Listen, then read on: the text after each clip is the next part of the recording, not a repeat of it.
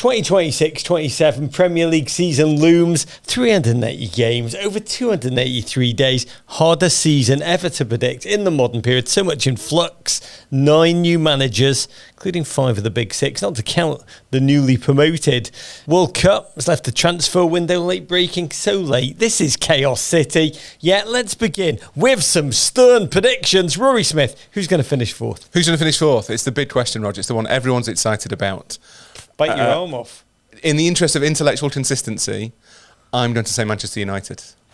Interesting. Who cares about intellectual consistency? I'm going Liverpool Football Club at the last. But who have you got in third? Manchester City. I'm going to blow your mind. Brace yourself. Going Tottenham Hotspur.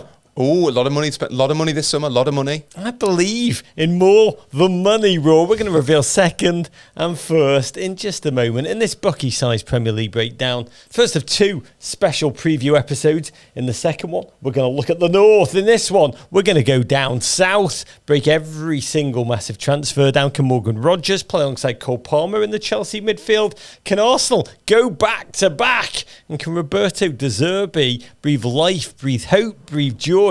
All these vape smoke into Spurs. Raw, are you ready? Just about, Roger. I've still got my World Cup jumper on.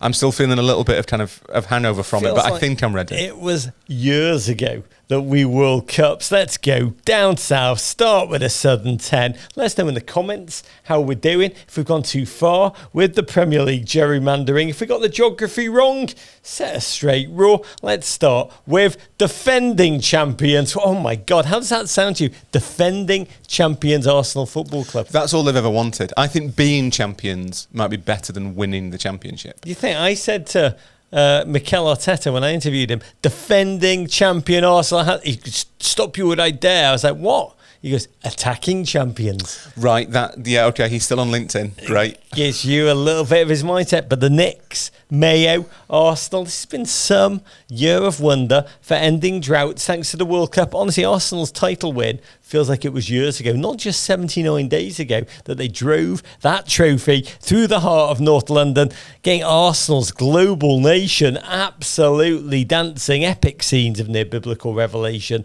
Millions congregating everywhere. Kenya, Uganda, Indonesia, New York. Culmination of a journey. Honestly, I admire it. It was borderline Odyssean.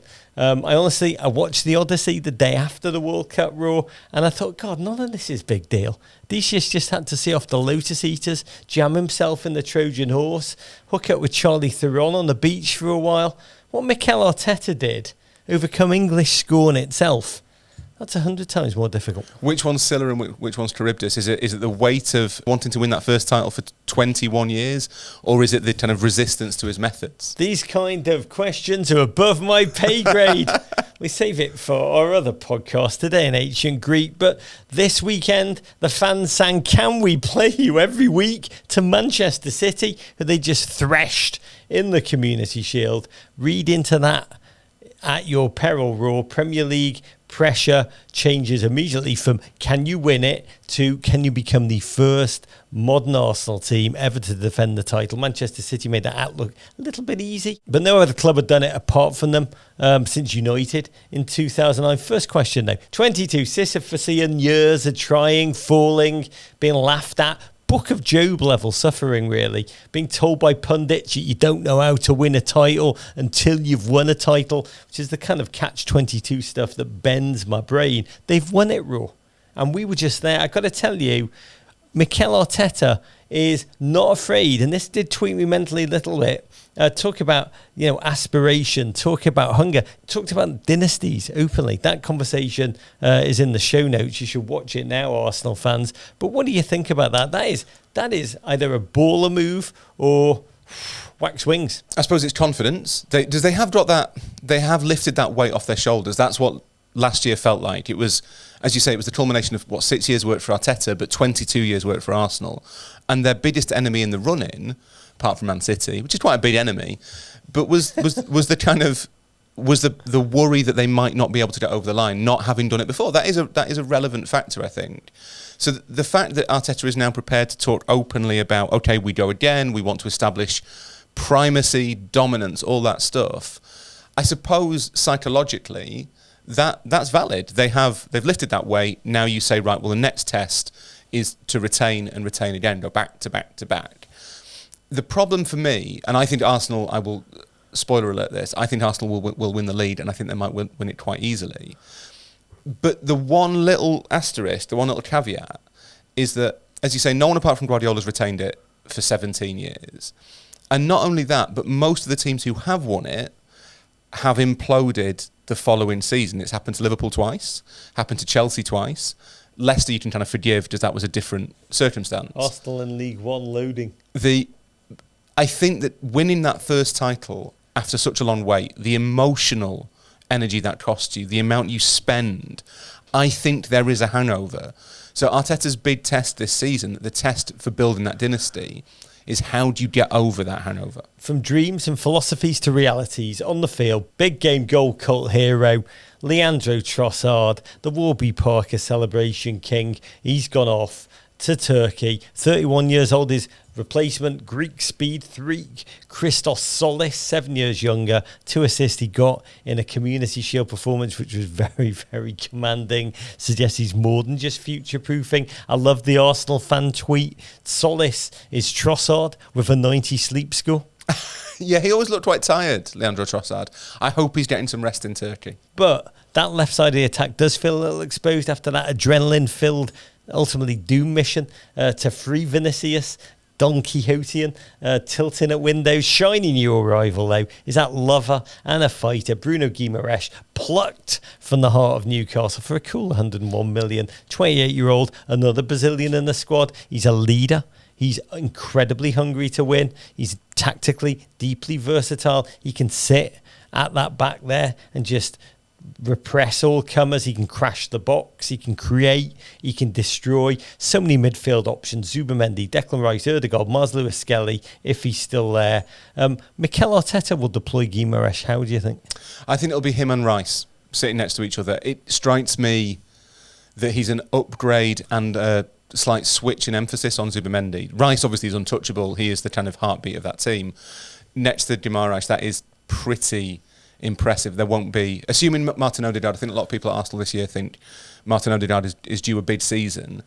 If that is your midfield three, I think that's pretty hard to beat. And as you say, the profile of the Guimaraes signing I think is really nice. He's been brilliant for Newcastle. He's been their best player for some time. There'll be part of Bruno Guimaraes that thinks I'd quite like some medals to go with my Carabao Cup winners medal. Like he'll want more than that. 28 peak years, good price in the current market for a 28-year-old. Even though a few injuries coming to the end of his contract, you maybe would look at that traditionally and say that's a premium. But if you think about some of the prices other people have paid for midfielders in the last 6 weeks, it's not a bad deal. But that hunger, I think, is really important. Having a player who just wants to win stuff, that's what Arsenal want. 100%. I mean, Bruno Guimaraes, first of all, he tattoos every trophy he's ever won on his body. And we talked about, where are you going to, what tattoos do you want next and where are you going to put them? He's like, I want them all. How many trophies has he got to tattoo on his body? He's got a very low threshold. Just a massive Carabao Cup? No, he's got the Copa do Brazil. Okay. Which I was terrified I mispronounced and looked at him for a little minute to make sure I got it right. Did you give it the full spin? The Copa do Brasil. The Brasil. That's what you got to do, Rog. He looked at me like I was slightly demented, but he liked it. I said, what was that word we had doing it? Tudo bem. So yeah, he looked at me like slightly demented and said, Tudo bem. Yeah, and I just winked at that one. I kind of ran out, parabéns. We did it. We did bits. There's some Sud-America Copa that he won as well. Okay. Yeah, I think he's got that one on his taint. It strikes me as being a really good idea when you say as a young player, I'm going to tattoo every trophy I win on my body. I think if you then get to 28 and all you've added is a Carabao Cup, you probably really want some trophies, Rog. Tony Hibbert's just got a large Florida Cup and a medium-sized trout. Probably just as important as you say is positional question, is that hunger. I mean, Mikel Arteta talked about him as if he was like a Mentos he was about to drop into a can of Coke, genuinely taking that. And answering your question was, how do you mentally prepare to go again? By bringing in someone with that desire, self-described. I said, what kind of a player? Warrior. That kind of mentality, dropping it in and upgrading, demanding everybody else get there. The minutes in midfield, Declan Rice, Zubimendi ran themselves ragged, having him there to spell them, more than spell them, in a an extraordinarily brutal gauntlet of games to come. Ultimately, Arsenal footballers, this is the greatest challenge as I can see it. They all ran ultra marathons. They're key players. We all got runner's nipple just watching them. Lots of talk about, can they defend the title? Will they? Can they pivot? Can they mount an assault on that other long coveted Moby Dick of a chalice, the Champions League? But I'm fascinated by this rule. The extent to which, that desperate, valiant assault, ultimately successful on the title last year, followed by that World Cup for many of their key players. World Cup that many of their key players played on stumps rather than legs. Will their players be, you talked about the mental deficit, that hangover, but just pure physical energy deficit for this season? Well, there has to be. There has to be, just because they not only did so many of them go relatively far in the World Cup, they won't. A lot of them won't have returned to training until a couple of weeks ago, and we'll see this with more teams than just Arsenal. But Arsenal will be affected by not having players fully fit for the start of the season. That will be a thing. But if you think about the number of games they played, especially the key players, as you say, last season, in winning the title, in getting to the Champions League final, in going deep in both of the domestic cups, that I think is why there is this tendency for teams other than Manchester City in the last 15, 16 years to drop off after winning the league. I agree with you completely that Bruno, in terms of mentality as much as positioning, is like a direct attempt to offset that. It's saying, right, you lot might be tired. We've got a fella here who will drag us through by force of will. The one that is maybe slightly more worrying is trying to get Vinicius, which was really bold, really brave, really ambitious. It was a real statement of intent in the transfer market. I do wonder whether that was Arteta saying, we need to find another way to lift ourselves to that Champions League winning level. We need a difference maker. And they've not got it. Does Vinicius goes and signs a new contract at Real Madrid and Arsenal have to kind of bow out gracefully? Does that suggest there is something in Arsenal's squad that Arteta still thinks they are lacking? That's the only question for me. Will he make the move for it? I actually do think there'll be one more big piece incoming. Just to button that thing about the exhaustion, the physical exhaustion. Arsenal have 4 outfielders with more than 4,200 minutes, including that entire spine. Declan Rice, 4,456 minutes, 11th most. Martin Zubimendi, 4,298, 15th. Saliba and Gabriel rounding that out. Saliba's now out for some time with a back knack. His loss is a little bit like shields down for them. I think Arsenal's win percentage drops precipitously without him in the side. I can't think of a team ultimately that embody more in their style of play, the physical side of modern football, and at the same time are almost threatened to be undone by that physical side of modern football. Fatigue is real. So many of their players have look shattered. Played the World Cup, looking even tireder. One big question I've got for you though, Raw, in a different direction. We saw at times, Champions League final in particular, the attack.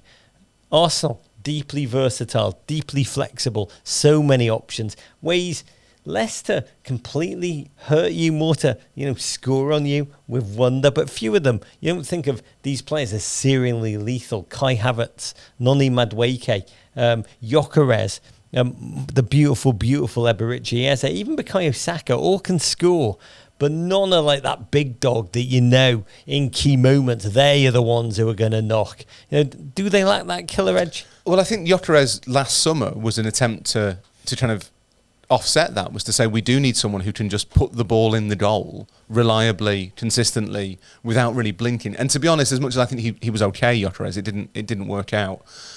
So yeah, I think that might be one of those things that they are missing. They don't have a killer, effectively. And I wonder, Vinicius, again, maybe that was part of the attraction, that he is someone who has consistently produced in big games. He scored goals in 2 Champions League finals. He knows what he's doing. Get me a man who's killed before and will kill again. Exactly.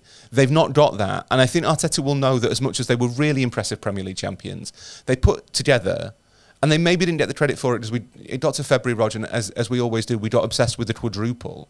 But if you think about the campaign Arsenal put together, trap. It's a trap. As soon as the quadruple's mentioned, you fail. Whatever you do, you fail.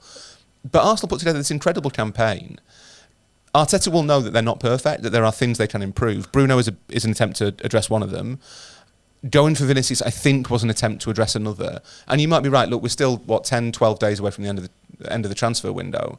It may well be that Arsenal have something up their sleeve to try and bring in that extra little bit of edge, not necessarily to win the Premier League, but to win the Champions League, which is what I think Arteta will want. Tell you who I think he's going to play, not fill that hole, gap but play a real role in being a part solve. Max Dowman, still just 16. I actually think he's going to do more than be a footnote, a curiosity, a teen dream this season. Another fascinating open question for Arsenal. Referees have been told to crack down on the grapple grappling at set pieces. You can wrestle at set pieces no more. Can see a couple of early red cards only against Arsenal Football Club. Raw. Arsenal scored 25 set-piece goals in the Premier League this season, not including the penalties, highest in the entire division. Set a new record for goals scored off corners. It's going to be fascinating. I mean, will that dull their competitive advantage, or do you see a way for them to keep evolving as they did last season, to be fair, on the season before it? Well, you'd assume that that's what Nicolas Jova has spent his summer doing, is figuring out, right, if they do track down on the physical side of stuff, at corners in particular, how do we respond to that? I don't think we're going to see a season where like Arsenal don't score any goals from corners. I think they will still be a threat at set pieces. But my instinct would be that, having seen the World Cup, having seen the Champions League, the way set pieces were kind of refereed in the Champions League last season, I think the Premier League know it became a bit of a problem. We spent an awful lot of time last year waiting for corners to be taken, and that's not great entertainment. So I think it will change, but it won't mean it isn't a weapon for Arsenal. They just have to adapt. Just judging by the Community Shield, it's a lot of armless football, which is actually a challenge for the defenders as much as an attacker. That quick, crafty grab. But I remember no more. They Arsenal worked with Thomas Gronemark, who's the throw-in guy, the throw-in coach. And when he invented throw-ins. He invented, first person ever to take a throw-in. And when he first started working with Liverpool and Brentford, it was all, people thought he was trying to teach players how to take long throws, but his thing was always, no, like that's a weapon, but you also need to be able to take quick, short throws. It's as much about how you use the ball from those restarts. And I think it'll be the same with Arsenal and corners, that Jova's job is not, if all Nicolas Jova has is let's pin the keeper and push everyone, then he's not the coach we thought he was. He will, guys, everybody humping. Come on, humping. He will have other stuff up his sleeve. Watch this space. We're going to end every team with a quick rapid fire response for you, Raw. Emphasis on the quick part. For Arsenal, how many trophies do you think Arsenal Football Club will win this season? 0 to 4. Give us a number. 2. You're going to tell us which ones? Or did you mind just synapse and spit it out? Premier League, definitely. Champions League. I'm going to give you that too. No Florida Cup, though. You'll never sing that. From a team managed by Mikel Arteta to one managed by his childhood friend, Xabi Alonso, man who grew up on the same street as Mikel in San Sebastian, maybe swapped cassette tapes and all that kind of crap. They're getting closer and closer. We're going to learn at some point that they're actually long-lost brothers. It's like Bert and Ernie. They used to Bert and Ernie it with a little side-by-side bed. They shared a house. Yeah. I mean, God, I'm not going to take it any further, but they played on the same youth team for 9 years, been lifelong friends. Xabi has arrived as the first leader, named manager and not just head coach under this new ownership tenure for as long as that lasts. Does that mean he's really going to be the first person to properly age men? It's all about aging men. It is. That's what being Chelsea manager is about, aging men. That post has shouldn't I? That you should have done. The my proudest line of last season. Do you age men? Yes or no? was this? Obviously, it's a hot seat, isn't it? A managerial chair is always a hot seat. Chelsea's increasingly feels like a cut chair that you just have to watch somebody else put the squad together. And Alonso is an attempt to break away from that. What? It is like you just watch somebody else is actually building the squad. You don't have any power. Who? Liam Rossini? Well, but they were all head coach. Oh. And it's the number of sporting directors that Chelsea have, which I think currently stands at 5. They're the people actually signing the players. Alonso in that, and this feels like a whole world away, Rog. But when Alonso was appointed, and in the statement it said he is the manager, that felt like a really kind of significant thing. Whether it's played out like that this summer is difficult to say. Isn't it funny that Chelsea, in all of their difficult years, all of them recently, their solution was, we need another director of football. We don't have enough. Surely we've only got 4. If you get as many as possible, they're going to get it right. Yeah, if we stockpile all of now, that's a strategy. Monopolies. It's the future. Management by committee. It works famously. When we hire all the managers. I spent time with Xabi last week. You find the interview on our YouTube page. He is a lovely man, isn't he? He's so nice. He's quite a sophisticated human being. Very charming, very bright, very chatty, quite humble, given all he's achieved. Annoyingly good looking. Very good looking. Just a genuinely lovely man. This is week when I tour the UK, just meeting manager after manager, player after player. I think it's probably, I mean, I get mogged off a lot, but this is probably peak mogging. You know, sitting by Christian Norgard last night, my mum came to my first ever jawline. My mum came to my first ever live show. She's never talked about other men ever. She leaves. I said, "What do you think of the show, Mum?" She goes, "He's very hunky." Never heard my mum use that word before. So is that slightly disconcerting? Well, no, it's how I felt after I left Xabi Alonso, to be candid. Look, we don't know the answer to this question. This is my first question that I asked him. I'm going to ask this. Explain this to me. Xabi, great young coach, goes to Bayer Leverkusen, gives them their first league win ever in their 120-year history of trying. Most coveted young manager in football. Right after that, decides, has all the pick of the big job, says, I'm going back to Real Madrid. Loses 6 games out of the 34 that he coaches. Looks about as comfortable as Ned Stark in King's Landing. I mean, he was so confused by a place he thought he knew as a player. It was an experience that left him with, quote, in his own words, a scar. But explain this to me. He's still just 44 years old. He left Real Madrid because when you're spat out by Real Madrid, your reputation can remain intact. You can just point to it and be, you know what? It was just Real Madrid being a hyper-political club that did me in. And Chelsea, yeah, they're massive. But they've had 6 full-time managers in the last 5 years. Has nobody told Xabi what happened to Pochettino when he washed up there after being spat out by PSG? That was a disaster for him. It really eviscerated his reputation doing them back-to-back. What do you think about Chelsea Football Club made Alonso truly believe that would be the right destination for him in the here and now? I think it's probably a combination of things. One is the profile of the team, the fact that it is Chelsea. They are established now, and Xabi was around as a Liverpool player when that kind of reputation started to take root. They are one of the big teams in world football. They are a genuine colossus of the game. That's appealing. The profile of the player that he's working with, he will have been made promises about the type of players they want to sign, and I think Chelsea have been as good as their word. They've once again, I think, spent more money than anybody else this summer. That's what we do. That's what they do. That he'll have wanted that. He'll have been like, well, this is my chance to work with a truly elite squad. I think his experience at Real probably taught him that he might be better off with a younger squad rather than one that contains like ready-made, ready-set superstars. But ultimately, I think it's pragmatism, Rog. I think he wanted to get back into management this summer. I don't think he wanted to take another year away. Bayern Munich wasn't available. Liverpool wasn't a thing. And Chelsea was on the table. And at some point, managers want to work. And that is not, people will dress it up as though he wants the multi-million-pound contract. Xabi Alonso's got enough money. I don't think he's driven by that particularly. He wants to work. He wants to prove himself. He wants to be proven right. That's what they're all in it for. He wants to prove that he is the talented young coach who took Leverkusen unbeaten to a Bundesliga title for the first time in their history, and not the guy who got spat out by Real Madrid after 34 games. And Chelsea's the best place for him to do that. Also, it is, here in your framework, it is that kind of epic Greek kind of challenge. Can you tame the wild bull of Chelsea, the club that no human being has been able to claim it off a chaos journey last season of 10th? Can you improve on that? I mean, to do it, one of the immediate keys to get Cole Palmer back to, not just the ice salesman that he's become. Got to get him back, find that lethality, find that confidence, find that consistency. Season of struggle, season of grind that ultimately saw him left off a humiliation, really. The World Cup squad. He's been just genuinely to soar in America at the World Cup, or to launch your own personal ice brand. Funnily enough, knowing him, he'd probably prefer the ice brand. But Xabi, to get the confidence back, has brought 158 million big ones into Morgan Rogers from Aston Villa, most expensive British player in history. It's a man that Cole loves.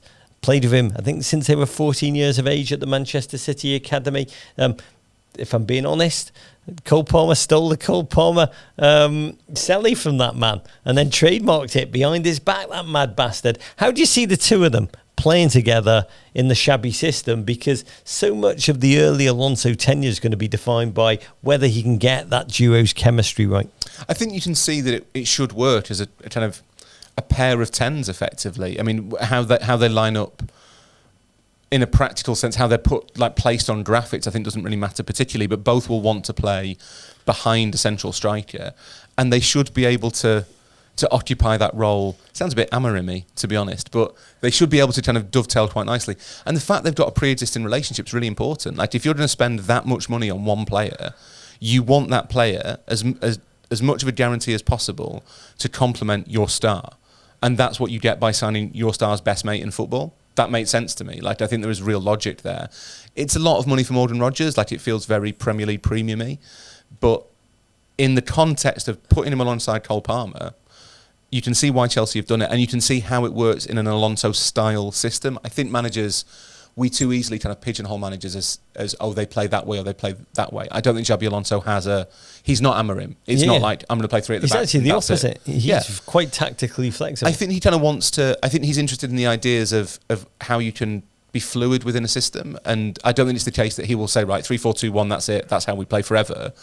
It will mature and it will evolve and it will change, but the fact that those two get each other, that's a brilliant starting point. I mean, he's a manager who is obsessed with culture, and he's really tried to instantly transform that Chelsea locker room. They've unked out. Xabi's made the ownership group see the folly of their perpetual obsession with where speculation on one raw young genius after another, baby after baby. In comes 35-year-old Danny Welbeck, fresh off that quite magnificent 14-goal season for Brighton. 36-year-old Jordan Henderson, straight off that last scene breaking his hand for England while trying to jump over an advertising hoarding. Elite athletes are not like us. Wizened leaders that suggest that, within that culture that there was a deep element of leadership and that kind of link between coach and players that's been missing. I will say quickly, and we'll see whether this is an issue, the goalkeeper still feels a bit like a self-inflicted wound. The ownership group will not go for that. Still error-strewn Robert Sanchez, Chelsea's number one. Expect to face a little bit of competition from 6'7", 21-year-old Mike Penders, essentially Belgian Yao Ming. One of the most fascinating new arrivals. I'm really interested in this. That Braveheart stunt double, Austin McPhee. The set-piece coach prize from Aston Villa. I crap you not. Chelsea paid a release clause in his contract from an unknown but said to be record fee for an assistant coach. Look, Villa scored 29 times from dead ball situations last season. And on McPhee's 3-year watch, they have excelled, scored 74 times in total. But it's kind of surreal now. This is where the Premier League is. This is where modern football is. It's kind of like assistant coaches becoming coveted. Us even talking about this. It's like the guy who holds the cue cards on Saturday Night Live becoming so famous that he gets his own sketches and his own segments on late night shows in his own right now. The fact that McPhee had a release clause in his contract, I mean, that's just a job. Being an assistant coach is a job. Do you not have a release clause in your Men in Blazers contract? I'll have to check, Rog, but I don't think so. That's not a come and get me play. I'm very happy. You just in. The Sun have paid Rory Smith's release clause. Like it does. When that story happened, it struck me as being a bit odd that he'd have a release clause. I mean, surely he's just got a right to have another job. And if Chelsea didn't pay him more money, which I presume they are, then he's allowed to go and take it. I find it very odd. But yeah, it's distinctively kind of modern Premier League, isn't it? It's the signing, the really big signing. Like, all right, they've signed Morgan Rodgers for $158 million, but the really big signing is the guy who does the corners. that is very where we are into. Like, who'd have thought in 1992 when they relaunched the Premier League that it would lead to that? That was not what they foresaw. At some point they'd be like, the guy who does the corners, he's a really important one. The team. Yeah. Big picture, where are you emotionally in check? Let me get a gut check. I'm bullish. I've got to be candid. I want to be bullish. What makes me believe or try and believe as much as you can in this deeply fluid. This league is going to make a fool out of all of us, by the way, in case you hadn't caught that. You're making me do predictions. I know. Not making you. You begged. It's ridiculous. You begged. You said, otherwise I'm going to get the National Enquirer to trigger my release clause. Look, I believe partly because of Xabi, partly because of the lack of European competition, which means that they can really focus. Manchester United style almost on the task at hand. Do you see a return to what passes as stability in the top four? 100%. Yeah, I think the key thing, Xabi's a really good coach. He'll have the respect of the squad. I think the profile of the squad suits him. I think the Welbeck and Henderson thing is a bit gimmicky. During the World Cup, did we talk about Umarels? There's so much.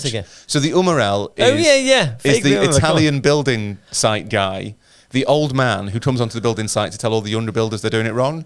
That's Danny Welbeck and Jordan Henderson. No, don't do it like that. Don't do it like that. No. It's Jordan Henderson, really. Yeah. Danny Welbeck's going to play a lot. Jordan Henderson's transformation into culture guy is amazing. It is an amazing phenomenon within modern football. Again, maybe that's it. He's been brought in to be subbed in the 79th minute. No, he's not there to play. Cup. He's there to be he's there to keep the younger guys on the straight and narrow.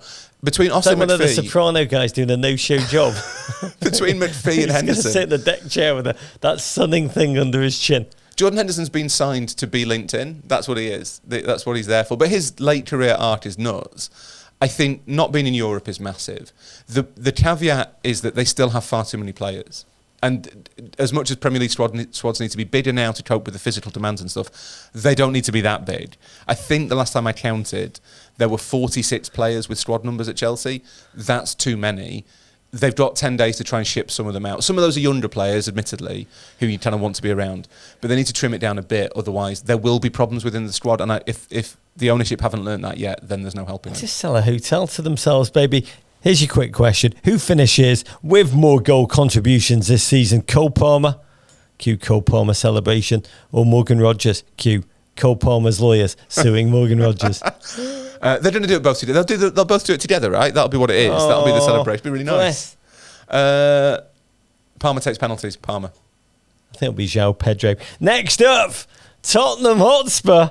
Oh, my favourite. They've responded to a near-death experience, let's say, last season. Relegation dodged at the very last. That after winning the Europa League and heralding a new dawn with Thomas Frank before the poor Dane was undone by just a slew of injuries and an Arsenal coffee cup. Spurs saved by Roberto De Zerbi. What a ferocious hero he is. 17th place beckoned. Response was to spend like a big six team that they want to be. Club record, $321 million this summer. I love every interview Roberto De Zerbi said. He goes out his way. We are not the only team who has spent very, very big. Look, Marcos Senesi, plucked from Bournemouth, Jean-Paul Van Heck from Brighton, old man Andy Robertson, bringing that will to win, the experience and leadership that you could say has been deeply absent. Then there was the club record fee, shattered twice in quick succession. Mateus Fernandes dispatched by West Ham in return for a cool $116 million. Smash once more when Sandro Tonali was sucked south from the Wetherspoons in Newcastle for $133 million. Whole new physically dominant spine roar. It's been a summer in which more Premier League footballers have had hair transplants. Matty Cash, Alexis McAllister, Fabian Herzl are amongst them. Is that what Spurs have done? Essentially, they've given themselves a club level hair transplant, just like a vibe shift. But does it work to just radically, expensively graft plastic hair onto a club, metaphorically, if you will? Stay with me here. I don't think that's the right transplant analogy. You don't? I think they've got a couple of new lungs and a kidney. I think that's what they've done. Try not to say boobs. It's not that. That's also not a transplant. I suppose it could be. I don't know.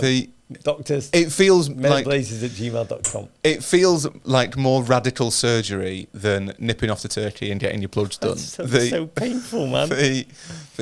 I don't know how any of those players are going to head a ball. You're not meant to disturb it. Yeah. That'll be a real problem is when a goal is conceded because a player didn't head the ball. Alexis McAllister waves it off. I'm not. I cannot head. I don't do the headers. No. Give until October when it's settled. I really like Spurs' business. I think that it's been a real kind of. There's an element of political about it. Just Daniel Levy obviously not there.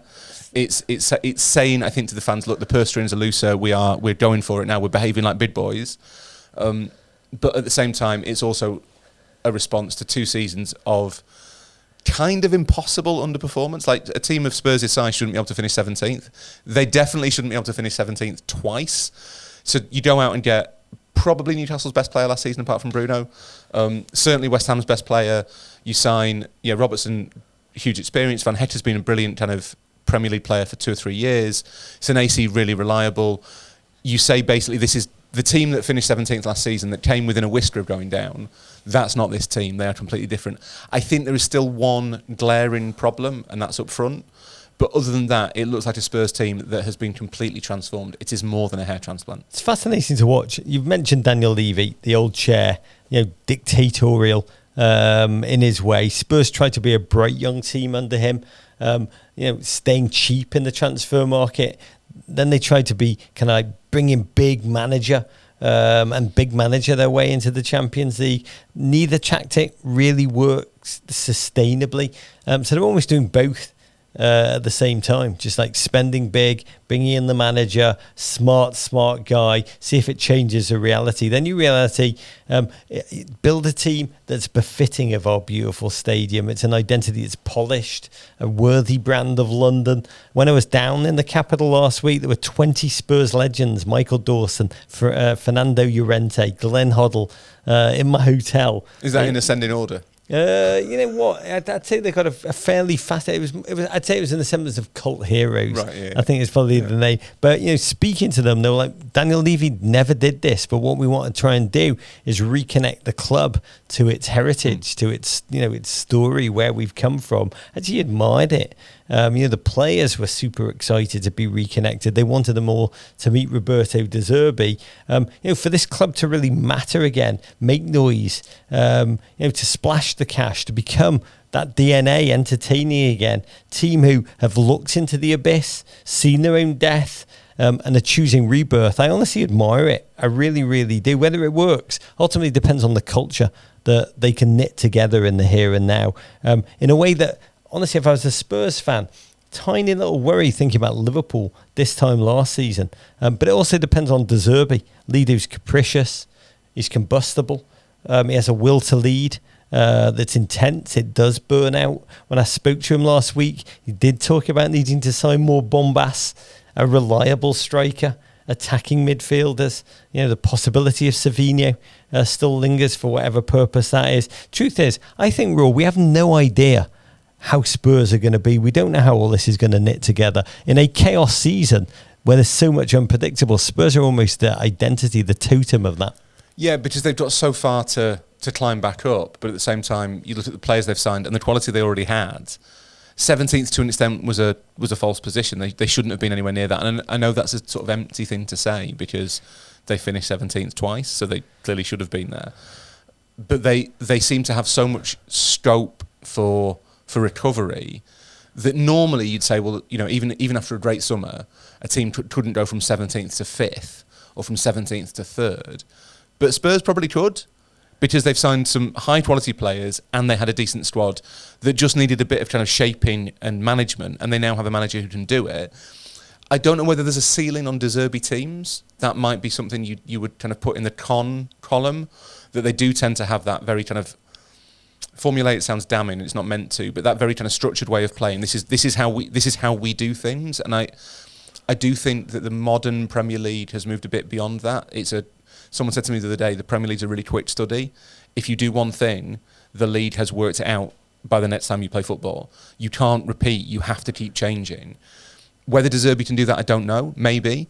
They will definitely have a better season than the last two seasons, but whether they can make that leap quite as high as I think you might anticipate, Rog, I don't know. Yeah, spoiler alert. What is fascinating, I take it one step forward. It's not just can they go from 17th to 5th, 4th, whatever, based on what they do. This is, within context, the Premier League of chaos. Mm-hmm. There are so many teams, including the big teams that I said up top, who are in deeply fragile, formative. It's almost more like a World Cup campaign than a Premier League. Teams are going to have to find themselves in this area. The managers are going to have to define themselves. By the way, some will. One or two of them will not. These projects will absolutely nosedive under new management, and it's going to be fascinating. I'm going to say I interviewed De Zerbi last week. It was very interesting. He's got, I think politically, he's got a lot of leverage at that club. He has such a strong hand right now. When your front office has kind of disgraced itself by hiring Igor Tudor's disaster class, and then you come in and you save things, you have a lot of power in those corridors. How he uses it is fascinating. It was very, very interesting. He's not the only manager that's done this. He talked about how he wants to teach the squad courage, that value. Very happy to talk about that. Expressed loudly his desire for more bodies. He's been very explicit about that. But talking tactically about what very few of the new managers want to openly make predictions, even talk vividly about what they intend to do with their plan. So Raw, ultimately, I asked him what is success for Tottenham this season and how would he measure it? And he kind of danced, kind of waffled a little bit. So how would you answer that question? I think they have to be back where they should be, whether it's in terms of kind of economics or ambition or aspiration or quality of stadium. I don't think De Zerbi would be under pressure if Spurs finished 6th and missed out on the Champions League. That would not be kind of, this has been disappointing after the outlay. I think there'll be an understanding that he is coming from a low base and that 6th place back into Europe, back into the conversation for Europe, is massive progress. But they could, and look, Roger, you're completely right, and this will be a recurring theme as we work our way through the teams. We know nothing. It's impossible to say where Manchester United, Manchester City, Liverpool, Spurs, Villa, Chelsea, Newcastle, those sort of 6 teams that you'd expect to be around Spurs and Arsenal in the top 8, I have no idea. The transfer window's still open. All of them have left their business far too late. They've mostly got new managers. Why are you still watching this? We don't know anything. Or managers who've been appointed within the last sort of 6 months. You could make a case that all of them could finish 2nd, and you can make a case that all of them could finish 10th. This is the only Premier League preview where we're admitting up front we have no idea what we're talking about. No one has any idea what we're talking about. The only thing I can say is that the more certain the pundits are in their definitiveness, the more divorced from reality they are right now. The quick question, yes or no, will Roberto De Zerbi finish the season as Tottenham's manager? Yeah, probably. Ooh, interesting. I was going to say, did that quick question very well, the one word, and then the second one came in, and it was a killer. He does have a streak in him, De Zerbi. It is possible that he will. He's not that kind of player. He is very much that kind of player. Okay, this segment should be called B is for Brains. We're delving into that section of the league. Your Bournemouth, your Brightons, your Brentfords. Let's start with, one of my favourites, the Golden Moor Cherries of Bournemouth. Team who've seemed impervious to change, selling off star after star with a hydra-headed tenacity. Finished a historic 6th last season, qualified for Europe for the first time ever. How will they respond to their brain transplant? A whole new manager, Andoni Iraola, that bookish Basque, has headed to Liverpool. Talk about him in episode 2. Enter young German Marco Rosa, who must now continue to try and summon the alchemy of his predecessor, who did not lose. This is still unbelievable to me, Raw. A game last season after selling Anton Semenyo, his best player, to Manchester City in January. Is Marco Rosa more handsome than Xabi Alonso? I can do the quick answer to that. No. It's close. It depends what your type is. He's quite Afflecky, Marco Rosa. Is he, though? He's a little bit Afflecky. Is he? Yeah. I'd say little bits doing a lot of heavy lifting. He looks like an AI Ruud van Nistelrooy. Who is the most handsome coach in the Premier League this season? And why is it David Moyes? Bit of old rough. I've heard... I don't know where that came from. When you hear your mother say the word hunky for the first time ever, it kind of throws a man. You didn't have to explain that. That wasn't on air. You'll have to explain that. The thing about it was on there. Was it? Yeah. This podcast started 5 hours ago. We were always like, so no dark in the moment. It's really hard You're to in tell. your cups, baby. David Moyes has got a certain menandblazers@gmail.com. Who's the hunkiest manager in the Premier League? That's what the people want. That's the sort of preview the people want. Now, by the way, I can make the case it is David Moyes. You can make the case, but I mean, it would be a real stretch. But then sometimes, ultimately, Rog, he's a hand model. There's no accounting for taste. A lot of people down on Bournemouth, but whether he's more handsome than Xabi Alonso or not, I think Rosa's a really smart appointment. He's had this kind of impressive but understated career, largely at the Red Bull clubs, particularly RB Leipzig in Germany. He went to Dortmund. It didn't quite work for various reasons. I think he's a better coach than people are giving him credit for, and his style of play is quite similar to Iraola's. There won't be a massive kind of tactical shift for Bournemouth. I think it's a smart appointment. 49 years old. Yeah. You told him young. I was surprised by that. I think he's a young-looking 49, if I was being tactically As a man correct. who's closer to 49 than he wants to be, I would say 49 is the new 27. 14 years of coaching. I mean, his LinkedIn resume, the thing's interesting to me about him, played for Klopp, played for Tuchel, played for Rangnick. It was Klopp, actually, I think, who told him he should manage. He did win the German Cup, the Pokal, with RB Leipzig. I think I mentioned he's managed up some real talent, Erling Haaland and Jude Bellingham at Dortmund. He took them to second place in the Bundesliga, led Borussia Mönchengladbach into the Champions League, won back-to-back Austrian league titles with Red Bull Salzburg, for what that's worth. Does play the kind of front-foot attacking football that the American owner Las Vegas Golden Knights, Bill Foley, loves. The good news is, little old Bournemouth, tiny Bournemouth as their fans call them, a team who were in the second tier, was it 4 years ago, and now in the Europa League, which means that squad's going to have to juggle that dreaded Sunday schedule, which we're going to talk about a lot. It's probably the second deepest recurring theme for the mid-table, a mighty, meaty, aspirational mid-table. Good news is, teams held on to most of its stars. Alex Scott, Ryan, and Junior Krupe, 20-year-old sensation who came, conquered, whatever it is, double-figure goals, attracting the likes of PSG, but only because he's still he knackered his foot and will be out for at least 4 months. But for Rose, it is a lot of our conversations in this preview are going to be about the manager. Can he? Will he? Is he going to be able to? What challenge is going to be harder for him? Adapting to the Premier League for the first time, which is a tremendous challenge, taking this small squad into Europe for the first time, or having to follow the quietly loud legacy of Andoni Iraola. And when you put it like that, Roger, it all sounds very difficult, to be fair, if you do all three at once. I think the legacy thing will be an issue. Just obviously, Bournemouth fans loved Iraola for obvious reasons, but Rosa is a natural fit. And no, I think we looked at kind of Rosa's career, and because it didn't work out at Dortmund in the way that people wanted, everyone's very down on Marco Rosa. But if you look at what he's done, he's clearly a very competent manager. He might not be the world's greatest manager. He might not be the heir to Jurgen Klopp or Pep Guardiola, but he's clearly really good at it. He's had success with mid-range teams consistently, and he plays a style of play that's not a million miles away from Iraola. I think that bit will not be a problem.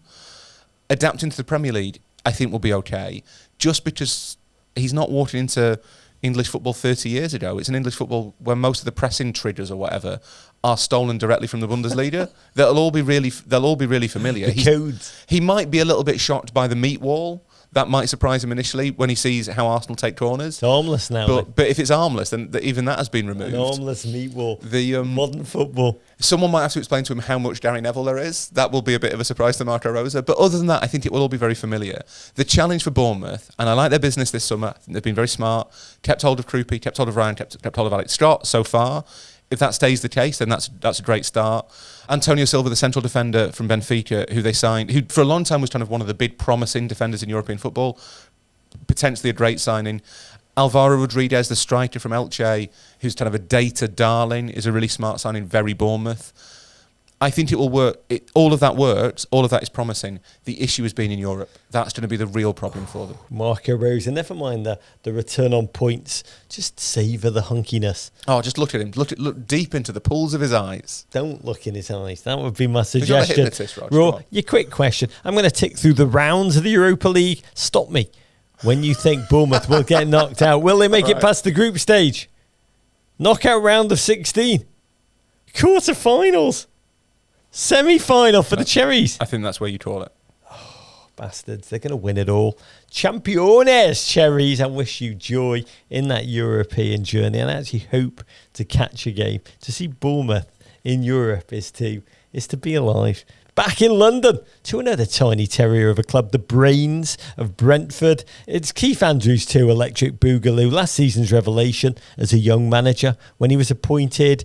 How we laughed. Brentford, I think, were everybody's favourites for relegation. What? A rookie manager? A set-piece coach? Brentford were much more than set-piece FC last season, though. The season was a delightful shock, I think, for everyone. We'd file it under. They pressed high with courage. They finished 9th place. They finished ahead of Chelsea. just outside the European places, which I think was in agony by goal difference alone. Andrew's been backed this summer. They signed young Malian midfielder Mamadou Sangare from Lens for a club record fee. Brentford do not spend big often. I think they've broken $40 million mark just twice before, once for Igor Thiago. Proved to be I don't like to be hyperbolic, but a tantric striker. The other was for Dango Utara. This is the first time they've spent it on the midfielder. And Sangare is intelligent and he's a physical monster. He's tipped to become a real star, a European force. I can't wait to watch him. But Raw, for the Bees, does this season, I hate to keep reducing this to managers, to Keith Andrews' difficult second album, other teams, you've said it already, they catch up with you. They understand you. They decode you. They diffuse you. They're going to be wiser. They're not going to be overlooking Brentford this season, perhaps they did in the first half, at least, of the last campaign.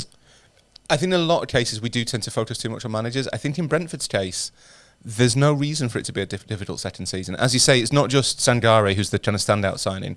A couple of really smart ones. Callum Wilson, bit of experience as cover for Thiago. And Jadon Anthony, who was one of Burnley's better players last season. I think both really smart signings. I have a sort of semi-theory, Rog. You've got a semi? It's not about Brentford. But I've got a bit of a theory that is kind of at odds with the kind of Premier League as a shark thing, which I do deep down just really believe. What? The Premier League's a shark, it keeps moving forward. So you have to keep moving or you get eaten.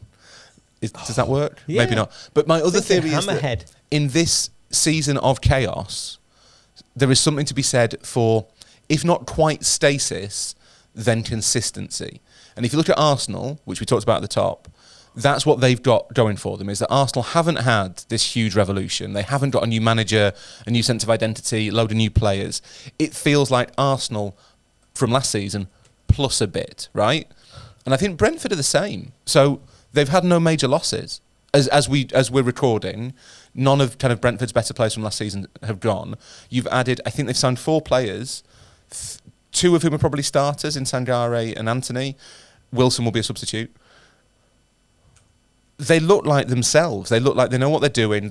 We know how smart they are. We know they've got all the data. We know they'll have all that stuff that's kind of reinforcing their decision making. I think Brentford won't be a surprise. You're totally right. They won't be a surprise this season. But we know what Brentford are going to be. They're going to be tough, mid-table, adaptable and flexible in how they play, really versatile, really smart, and they're going to finish somewhere between 8th and 12th, depending on how the table pans out. God, when you were speaking, I got lost in shark stuff. I started to wonder, what kind of shark would Everton be? And I Googled vegetarian shark. Hammerheads. No, hammerheads are amongst the most vicious creatures known to man. Mate. Oh, is it bastion sharks? I've got to tell you, you have got a bone up on your nature just in case you do run into a hammerhead. Never heard of a bonnet head shark before, which gets 60% or more of its nutrition from seagrass and seagrass alone. Is it like a woke shark? It is. It like wears it's a vegan shark. It wears a lot of pleather. Here's your quick question. Shark, I love it. Just pleasure shark skin, not real. God, I'm gonna lose myself in like the shark wormhole. I'm quite fascinated / terrified of sharks. I watched when I was a small child a documentary about sea snakes and spent about 10 years at least before I'd go to the toilet, the sit down part, just checking in Liverpool to make sure that the sewer system didn't have like a sea snake. You should be frightened of sea snakes. They're terrifying. Not as terrifying as the shark Wukarate Raw. Here's the quick question on Brentford. How many of the traditional Big 6 clubs will Brentford finish in front of? Anywhere from 0 to 6. Those are the numbers, Raw. Those are numbers. You tell me. None. God, you hate joy. You hate happiness. No, not because they'll have a bad season, just as I don't think they'll finish above any of them. But Brentford, there is no kind of question marks over Brentford for me this season. They will finish mid-table. They will beat 4 of the traditional big 6. Don't just give them a little tidbit. The shark Wukarate. Wrapping up this trio of admirable, strategic, data-driven models of it exists. Sensible football. Brighton and Hove Albion, who are a team as much in transition as Fabian Hürzeler's hair, age 33. Don't like to go to this well again, Raw, but man is reportedly on his second hair transplant. I think it's an incredible, it's Wayne Rooney pace.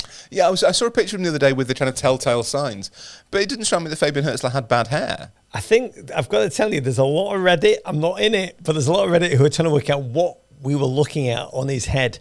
Oh, is there? Yeah. I think the bonnet headshot may actually eat a lot of it for its, right. At least maybe not for dinner, but for lunch, baby. I just say when I look at him, and I look at Alexis McAllister, sorry to go off on this, but this is, at the end of the day, it's a ball podcast masquerading as a football shindig. It looks so bloody painful, man. I don't know how they do it. Yeah, it looks like it really hurts. Yeah. But there's obviously in Britain, the place we associate with hair transplants and teeth is Turkey. And I spoke to someone about my teeth a little while ago, not in Turkey, in Britain. They have to shave it down. They shave your I was on board for it. You can do these magic braces where they're trying to switch it. Yeah. And they were like, but first of all, we'll have to shave your teeth. And at that point, I was like, no, I'm out here. You're not shaving my teeth. Yeah. Where are they taking the hair from for the hair transplants? How are they attaching it to your head? I don't think you want. We just don't need it. I think most is it. I've not had it done. I've not even looked. I just assume it's bum hair that was on Hürzeler's head. But meninblazers@gmail.com for all of these things. You must really not appreciate the idea of inner beauty to get it done. But it's not the only transition. That's called the pivot. After a season in which Brian snatched just back on the track, seamless. But only just. They got a European place. Behold, for Brighton Hove Albion, let's just say an eminently winnable Conference League. James Milner retired at an age that can only be described as Tim Reamish. His fellow Unk, Danny Welbeck, we've already talked about. He decamped for a last dance at Chelsea. Yeah, the Premier League's most well-travelled trade route, now traversed by a 35-year-old. Solly Marsh, Adam Webster, also gone. So the heart of that locker room, Raw, in terms of experience, in terms of leadership, ripped out. Just old man Pascal Gross, fast appreciating warrior. Lewis Dunk remaining. Also missing Jean-Paul Van Heck, who defended like he sounds last season. Just one swear word away from being an iconic action movie star. I can't wait to watch. I'm quite excited about this. Brighton brought for 62 million Spurs teen dream Luka Vuskovic. Brighton's analytics team, I've got to say, they rarely miss. The 19-year-old Croatian never played a single game for Spurs. He's a ball-playing defender. He looks absolutely elegant from the moments I've seen of him. Alongside him, the arrival of Pascal Struijk from Leeds. I think that's a sophisticated pickup. Give him time and space to ease in. I can't wait to watch both of them. Yassine Ayari, fresh off a sizzling World Cup, still there. Carlos Baliba, for now, still there. One wrinkle, Raw. Brighton fans sang their hearts out when Roberto De Zerbi got them into the Europa League 3 seasons ago. But remember what it did to their Premier League progress. It completely sank them. I think they slipped down to, 11th place? Burnt out De Zerbi. Can it be another way this time around? The slight complication for Hürzeler, I think, is that two of his big attacking threats are going to miss the first couple of months of the season. So Mitoma's injured and Mintez injured. That's a blow. I really like the Vuskovic signing. I like it and I'm baffled by it. Just Spurs bought him as a kid, loaned him out to Hamburg, where he was, by all accounts, one of the best players in the Bundesliga, and then they sold him, which makes no sense to me. And I get that Spurs are kind of in a weird context where you don't want to take a risk on a 19-year-old central defender in his first Premier League season. But at the same time, if you've got hold of one of the most promising defensive prospects in Europe, maybe you don't sell him to Brighton. So I'm fascinated to see how he does. I think they will suffer from what Bournemouth will suffer from, and when we come on to them, Palace as well, that European burnout thing will be a factor. I'm not worried that Brighton will get relegated or anything like that, but as things stand, I don't know whether they have enough depth in the squad to sustain early stage Conference League games and Premier League games, which might sort of set the tone for the season. One other signing I really like is Costinha from Olympiacos. He'll be a good player to watch. Oh, this quick question, trademark, not actually Brighton specific, Raw, but let's round out the Bs. Rank Bournemouth, Brentford, Brighton in the order they'll finish in the B table. Wales within Wales. Who finishes top, middle and bottom of these three clubs? Oh, it's really hard, this is quite tricky. Brentford, Bournemouth, Brighton. I'm with you. Nice. Back into lovable London. You mentioned them. Crystal Palace, the pride of South London. Up the Eagles and mean it. 15th last season, but champions of Europe. You'll never sing that. Can the club build on its defiantly potent, successful silver-laden era, aka the Oliver Glasner era, without, Oliver Glasner? They won a third trophy inside 12 months. I mean, just absolutely magical. So unbelievably happy for Palace fans. That Conference League glory. What a night. What memories were made. But football, man, it is better than real life. That brilliant, wily tactician, Oliver Glasner, forever a Palace icon, decided, good idea to move to Palace's sudden doom rivals, Nottingham Forest. And Forest Raw travel to Selhurst Park, October the 10th. Might that just be the stealth most can't wait rumble of the season? I like it when you get a new and slightly random rivalry in football. And they don't happen very often, but Palace Forest already feels like a more authentic derby to me than Palace Brighton. There's a word in Yiddish for hatreds that are based on reasons people can't remember. It's a bruigest. Like the reason for it is pretty tangential, but the venom of anger, hate, detestation is at an 11. It's beautiful. It's a little bit like Crystal Palace and Brighton. Like, you hear 100 reasons why those two teams hate each other. Well, there was a red card in 1973, actually, Roger. That's what it was. But it's the hatred. The hatred itself becomes the reason. And it's better when one of the clubs sues the other because of a banner the fans show about the owner. As Crystal Palace fans showed, suggesting that Evangelos Marinakis, the Forest owner, was not necessarily the most delightful man in the world. And Marinakis has taken that literally. Did he have a gun to... There were a lot of details, and because of the legal situation, I don't know if I want to talk allegedly. about it. It was definitely a banner. It's allegedly a banner. It was allegedly a banner. Allegedly, there was a banner that was offensive, allegedly. To Evangelos, allegedly Marinakis. Yes. And allegedly Evangelos Marinakis is suing Crystal Palace over it. Suing he's them. definitely doing the suing. He's suing them. And I think that's nice, because the Premier League I'll see you in court in Greek. Has conquered all kind of types of TV. It offers a bit of everything that you want from every type of TV show. And increasingly it's decided, right, we're going to branch out. Now this is a legal drama. I really like that. It's actually Suits. Yeah. Law and Order Premier League. Replacing Glasner is the... CSI Premier League. I know. By the way, I'd watch that. I would watch that. 100%. Well, you would, wouldn't you? Replacing Glasner. Fascinating but impactful. Pierre Sarge. How do I say that? You like that, Rog? Do I really? Yeah. You got it right. Got it in one. By the way, if you want to know young children watching how you do this, you just take the word and you kind of pronounce it in the way you think is least likely to make any sense, and then you hold your breath to see if Raw corrects you.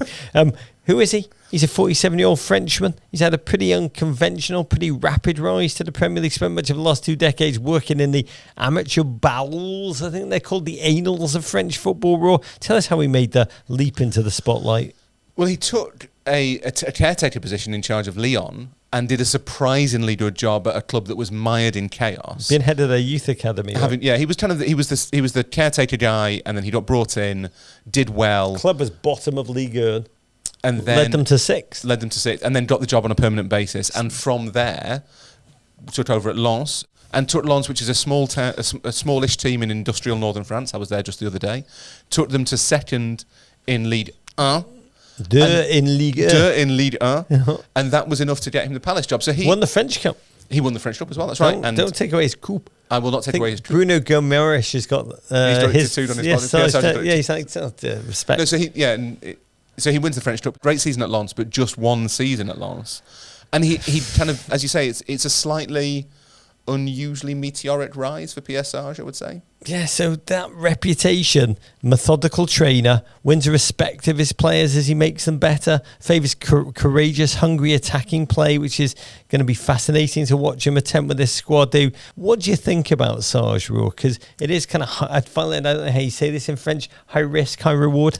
Yeah, with the emphasis on the first one, I think. It feels like a real roll of the dice that... we talked about this a million times, Rog. Managers are really context dependent, and as much as his work at Lyon and Lens was really good, both begin with an L. Maybe that's important. Leeds future. I just don't know whether you can say that he's. I only do L clubs suited to this squad, or whether he'll be able to transfer that to English football. Lens won the French equivalent of the Community Shield against PSG the other day, so it may well just be that Lens are quite well run, and that he had some quite good players, including Sangare, who's at Brentford now. I'm quite worried about Palace. Who's more vital, to Palace's success? Like to do a little button with something slightly optimistic. Is it Adam Wharton? Is it Jean-Philippe Mateta? Probably Wharton. I think Wharton is, if they can keep hold of Wharton over the next 10, 12 days, then that will give them something to build on. We've got used to Palace selling players, and Eze and Elise particularly, obviously. I think the expectation was that they'd lose Wharton this summer, and that would kind of just leave Ismail Assar. Maxence Lacroix has gone. They've not done a huge amount in the transfer market. They signed a right back from Union Saint-Gilloise, the Belgian team, who's apparently very good. I won't claim to have watched a lot of Belgian football, but they are excited by him. Don't come away with your weak opinions then. You put in the work, Raw, or you don't. But one of us does, is all I'm saying. But I think there is a real risk if you throw in Europe as well. I think there's reasons for Palace fans to be as concerned as they are. Oh, by the way, you talk about new bodies coming to Palace. Imminent, meant to be, Real Salt Lake winger Xavier Gozo. A babe, just 19 years of age, said to be joining Palace in the coming days. To watch this kid from West Valley, Utah, just sharpen his game in the Premier League will be, by the way, with Chris Richards to mentor him. It's what America needs. It's one of the best valleys in Utah. Yeah, talking about America, I'd say it's top 10 valley. You tell us, meninblazers@gmail.com. From Crystal Palace, very American, to the most American, historically full America. Oh, I miss those days. Fulham, the Tony West London team. Essentially, if Hugh Grant was an entire squad. Another team in true transition, a bit of a theme, Raw. 11th last season. Quite a vanilla, innocuous ending to the Marco Silva reign. 5 years of bubbling promise. The always on edge Portuguese decided to phone home to Benfica. In comes what? Lovers of alliteration delight, Alvaro Arbeloa. Double A, a gent who I guess the word has survived a tumultuous 5 months at Real Madrid's management role, stepping in for poor befuddled Xabi Alonso, and under his watch. Let me ask you, really, rather than me say it. I think the low light we all know was the locker room fight between Tchouaméni and Valverde, in which the latter was left unconscious. Was there anything you saw in those 5 months that made you think, naive tactics, hot mess culture? And you were just like, yeah, that's just Real Madrid Madriding. And in there, Arbeloa actually did stuff that made you think, Premier League manager in the making. Not really, but I don't know if it's fair to judge him by that, because Real Madrid in that context was very much a kind of unique environment where something had broken within the squad. Whether they can fix it under Jose Mourinho is a different matter, not for the Fulham section of a Premier League preview podcast. Arbeloa had built up quite a good reputation as a youth coach, their second team Castilla, as a nurturer of players. He's not got to where he is by just being kind of friends with Florentino Perez, the Real Madrid president. He has some coaching ability.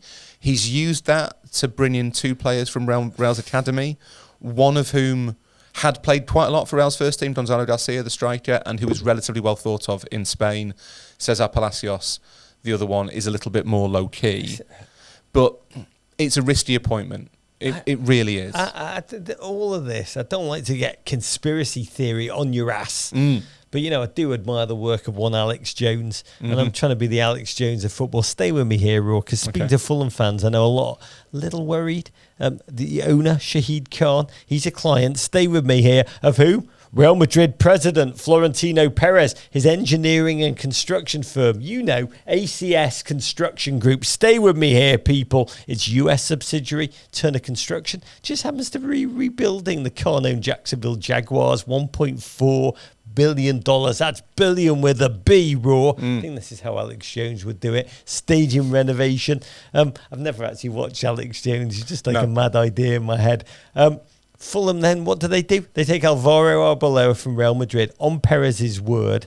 And then they take, you've talked about the two kids from Real Madrid, Gonzalo Garcia, Cesar Palacios, for what? For $58 million. All three, the players and Arbeloa. Who do they have as their agent? Same agent, Oscar Rebo. Who is he? Head of communications of Real Madrid under Perez. You seeing a pattern here? I am, yeah. Not great, Bob. It's that It's Always Sunny thing with the red string, isn't it? It is. Yeah, it's but that. For reals, vibe. For reals, right? I mean, does it not feel like we've always said, what is the point of a Fulham? And that's where we've gotten to here. I'm starting to feel the point of a Fulham is that the fans are just there to cheer for Real Madrid's sloppy seconds. But I don't know whether... I mean, that conspiracy theory feels a little bit far-fetched, even for me, Rog. 1.4 billion with a B. And you know I love a conspiracy theory. Yeah. I think it's not a bad thing for Fulham to have that relationship with Real Madrid.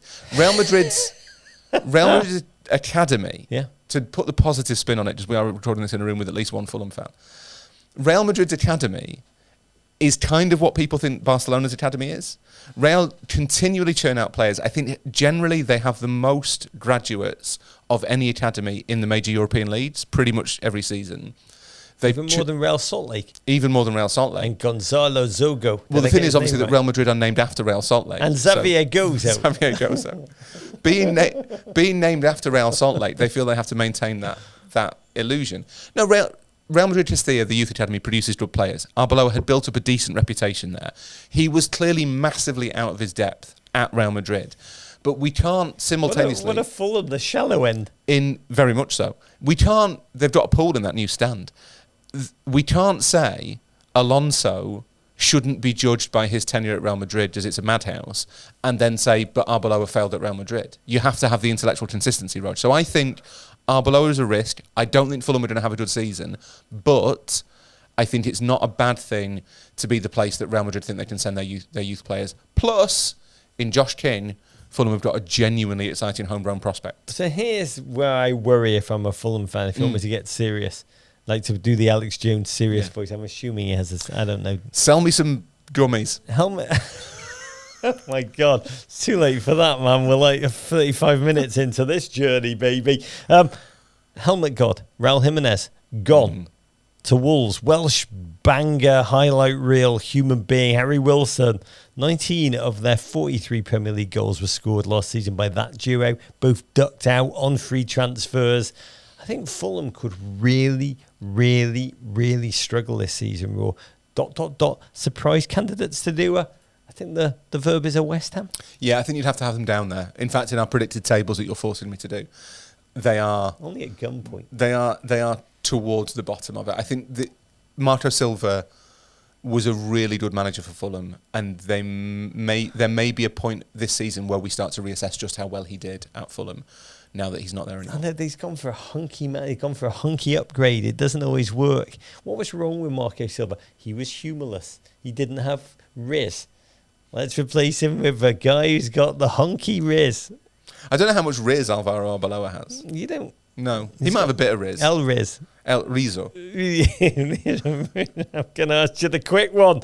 Yes or no? Will Rizzo Arbeloa survive the season as Fulham manager? No. Yeah, I agree with that, baby. That's enough talk about relegation. Let's revel in our new friends, the newly promoted Raw. This is where we get geographically difficult because there's two of these that are not in the south. But go on. Yes, but you know what I mean. We stretch to make do because that's how we operate. And both of these towns have Second World War significance. Let's start with Coventry, which, by the way, before you do your hate mail about why are they in the south, because this is the south section of our preview. It's the most southern of the Midlands three. Villa, Forest and Coventry. I've got out my ruler and measured the geographic latitude because I'm pretty finicky, Raw.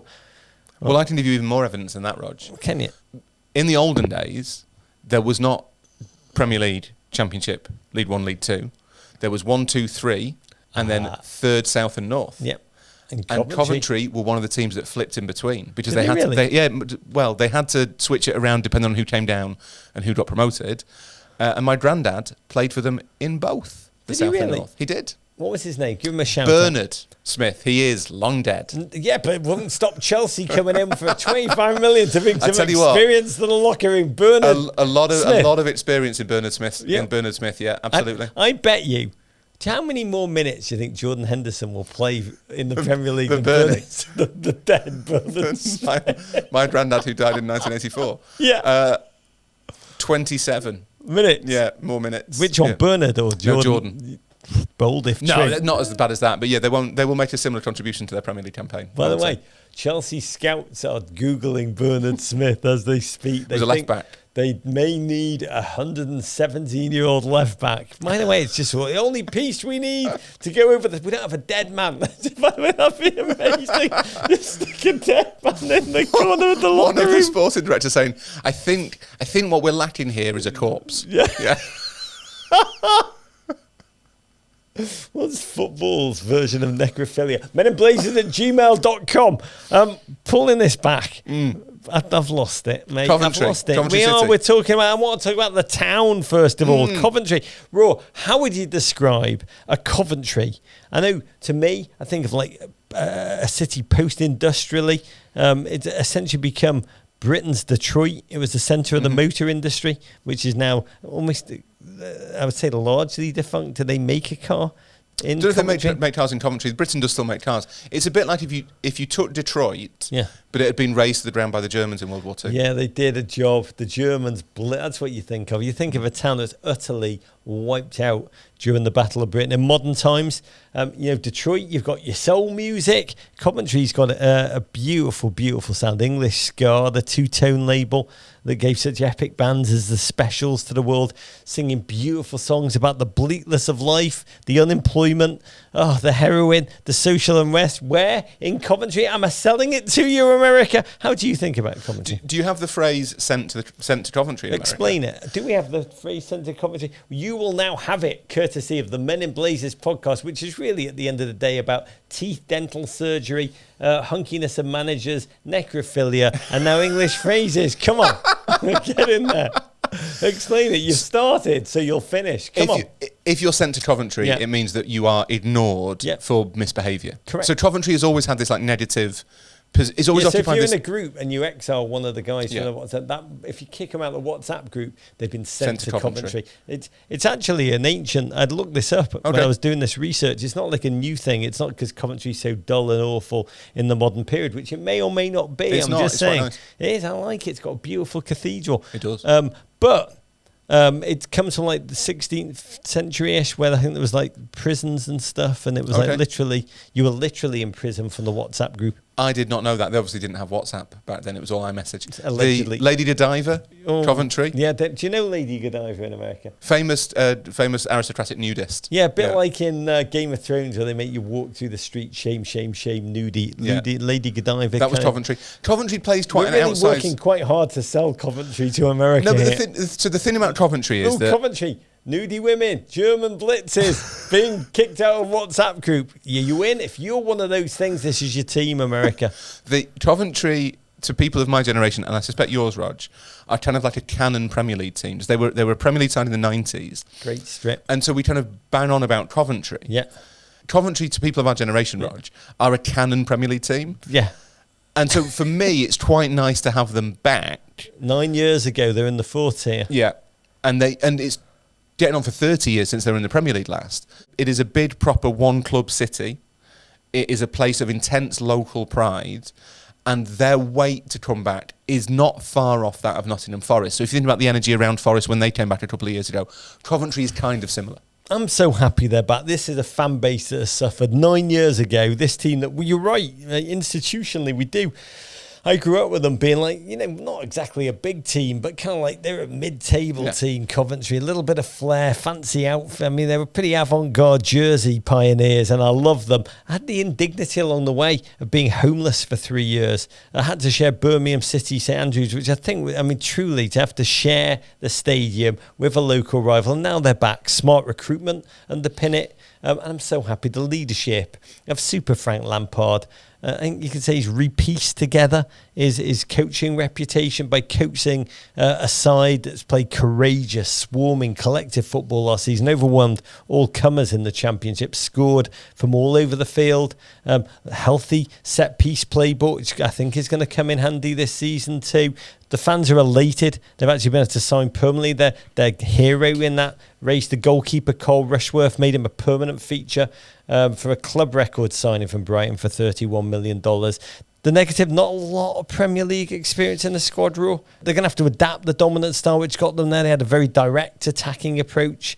Striker Ellis Sims, my American love, Hadji Wright. I'd just say that style, I think, will be a disaster if it's employed against Premier League opponents. Oh, and worse, Raw, they play Arsenal and Manchester City in 2 of their first 3 games. Which seems to happen to one of the newly promoted sides relatively regularly, that they get 2 really difficult games really early on. I think my instinct is that Coventry will struggle, because I was actually at the game where they got promoted, Rog, last season. They were away at Blackburn. They drew 1-1, scored an equaliser from a free kick or a corner in like the 85th minute.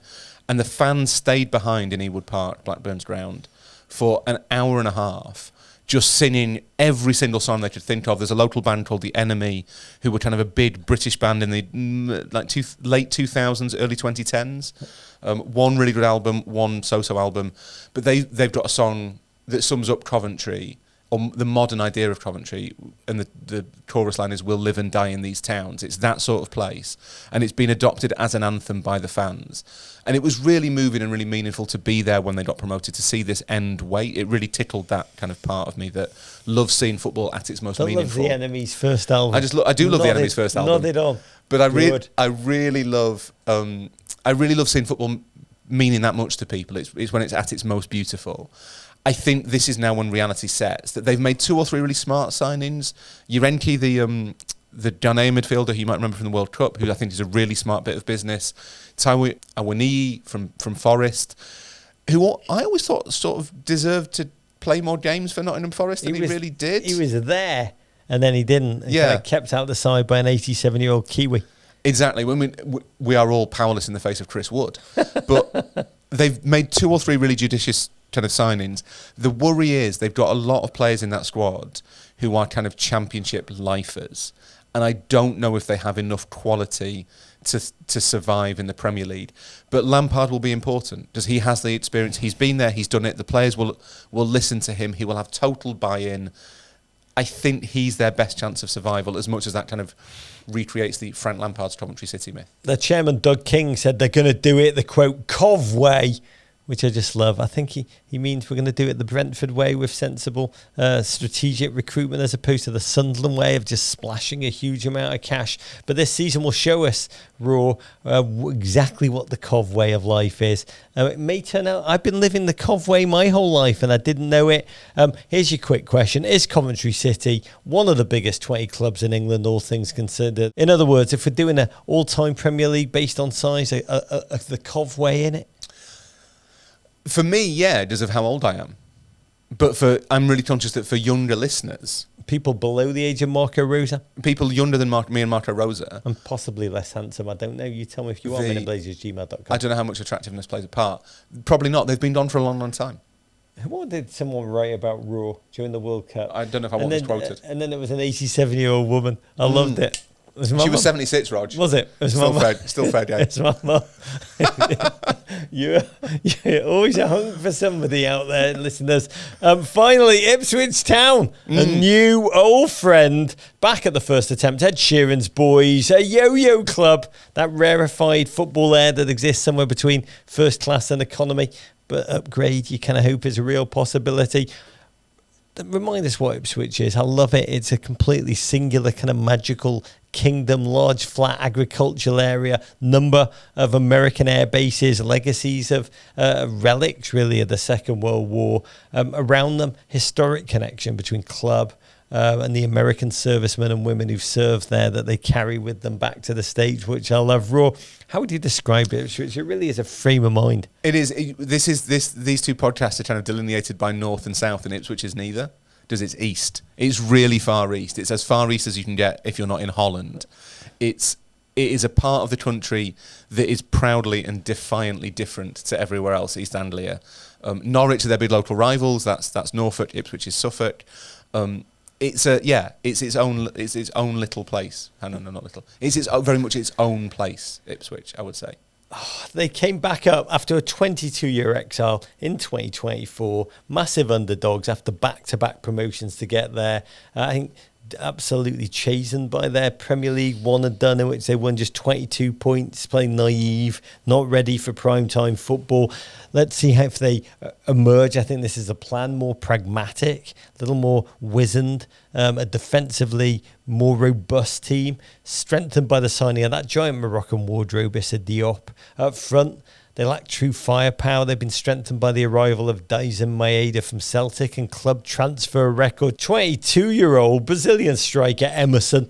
That's Emerson with 2 N's from Toulouse in France. $32.5 million, a record they broke again last night when they signed 22-year-old Paraguayan bottle blonde attacker. It's true blonde. It's natural. Julio Enciso from Strasbourg in France, sealing a return to Portman Road, where they fell in love with a lone player during the Tractor Boys' last Premier League campaign. Here's a wrench in this story, though, Raw. Their bright young manager, Kieran McKenna, just 40 years old, shrewd tactician, so savvy in his peak. Manchester United were looking at him with salacious eyes. Chelsea were also linked to him. He just resigned as soon as he got them promoted to, quote, take a break. He's been replaced by whom? By old friend Gary O'Neill, the man whose purpose is to achieve Premier League survival when a heavy favourite to be relegated, which kind of, it's like a tool. Does what it says on the box, baby. I'd say it's an uninspiring appointment for many Ipswich fans who are acting like the time your mum tried to swap out Raisin Bran for the Kroger own brand knockoff and hope you wouldn't notice. But Raw is a stern, realistic, pragmatic, tell it like it is Gary O'Neill approach. Is it exactly what Ipswich need? He kept Bournemouth up, kept Wolves up against the odds in previous tenures, and I got whacked. Yeah, I'm inclined to agree with you, Roger. I think it feels uninspired. It felt like McKenna's decision caught them by surprise and they weren't quite sure. They maybe didn't have that thing that most really well-run clubs, Brighton, Brentford, Bournemouth, they will always have a list of people who were going to replace the manager. Brighton told us to come on this very show and said, when do you start looking for your next manager? The day you hire your last one, which kind of blows my mind. It doesn't feel... I presume that's how you approach co-hosts. It doesn't feel as though the... It's how my wife approaches husbands. It doesn't feel as though Ipswich maybe had that list, because O'Neill... As much as he did keep Bournemouth up and he did keep Wolves up, he also took Wolves down and has not. His reputation has maybe not been strengthened. Wolves guys. His reputation's not been strengthened over the last couple of years. It felt a bit like, okay, he'll do. It's very much a knows the lead appointment. It's one step up from giving it to Scott Parker. That's the worry. The positive... Ipswich are currently, again as things stand, the 5th biggest spenders in, drumroll, Europe. They're clearly taking the Sunderland approach. They've worked out that the way you get to the Premier League and stay in the Premier League is you spend a lot of money. And to be honest, a lot of their signings make a lot of sense. So Dyson Maeda is a really good player who will not score that many goals, but he will kind of buzz and harry in attack. So cool. And he will look extremely cool doing it. I think Florentino Luis from Burnley is a really smart bit of business. He looked really good for Burnley last year in a difficult team. There's Enciso, but there's also Fatawu from Leicester, who will be an impact sub, but is really exciting. Ipswich look to me like they've worked out that you need to score some goals. They've put money into scoring goals. That is how you will stay up. And that gives them a chance, even if O'Neill isn't the most exciting appointment. So here's the big picture question. Last season, 2 of the 3 promoted teams stayed up. Mind-blowing. Will more or fewer of the newly promoted teams replicate that feat this season? Fewer. But it will still be one that stays up. That's called a cliffhanger. I'm going to give you a real, honest-to-God World Cup letter. At Rory Smith, I've laughed with you and your lovely wit, purred at the silvery sentences you weave. I love that, you weave them, Raw. Shared the joy you exude.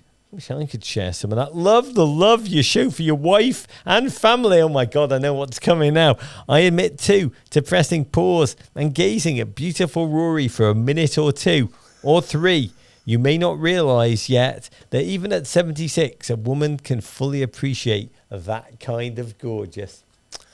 Well, if we establish that 49 is the new 27, Rog, then 76 is probably the new 33. That's fine. That works for me. I love love. I love love. Ro, appreciate that kind of gorgeous. Okay, that's enough for the South 10 clubs. And as promised, let's reveal the rest of the top 4. What have you got in second, Ro? So, coming into this, Rog, I had Aston Villa. What? But now I might swap it out for Chelsea. This is a heavy London season. I am a Xabi Alonso believer. Chelsea for me too, baby. But Raw, tell us now, who will, spoiler alert, going to win the whole thing? It's really easy, Arsenal. I'm going with Everton Football Club. In my dreams. Yeah, in a season of chaos, it's got to be the stable team, right? Yeah. It is. Arsenal.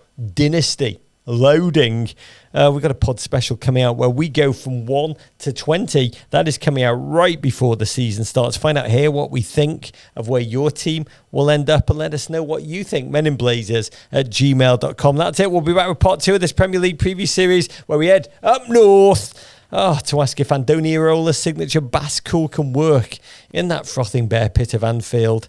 The Shark, Wokarate, the Hunky Reds, allegedly.